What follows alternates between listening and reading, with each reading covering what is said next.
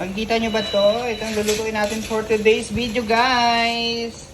Tenga ng baboy. Halos 2 oras na natin siyang pinalambot, guys. Ito siya, ating tenga. Tenga ng baboy. Tatatarin na natin siya ng maliliit. Malambot na yan siya. Saktong-sakto na yan.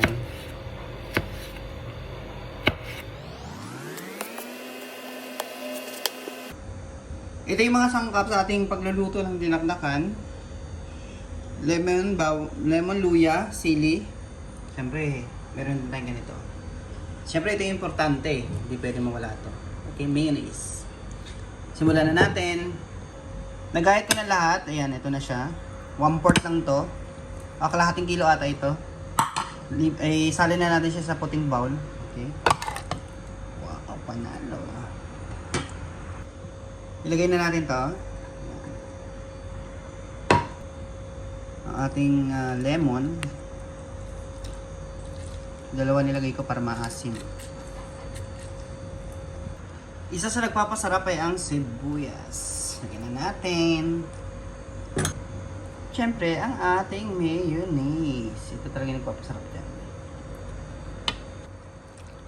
Sarap. Kasi hindi ko yan inihaw or prinito. Nilaga ko lang ng 2 oras.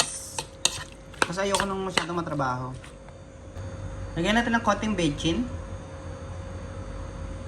At syempre, maraming paminta. At syempre, ang pinakahuli, syempre, ang ating Knorr seasoning. Ito talaga ang pagpapasarap sa lahat. Sarap. Kaya na tayo, guys. Magkakaroon tayo ng taste test.